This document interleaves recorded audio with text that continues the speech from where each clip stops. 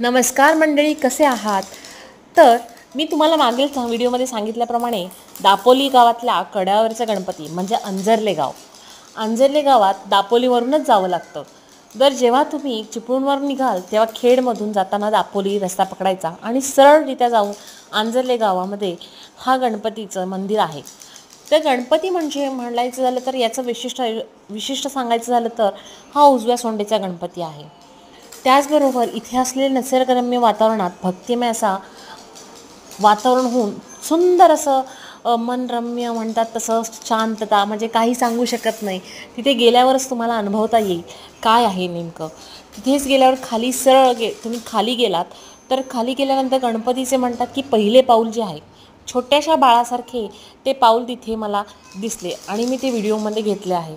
हे पहा, मी झूम करून दाखवण्याचा प्रयत्न केला आहे, ते तुम्हाला नक्कीच दिसेल. नक्की एकदा तिकडे जाऊन व्हिजिट करा. आणि त्याच कड्यावरून तुम्हाला जंजिरा किल्ला दिसतो. तो म्हणतात ना, अजिंक्य कुणी जिंकला नाही असा तो किल्ला होता.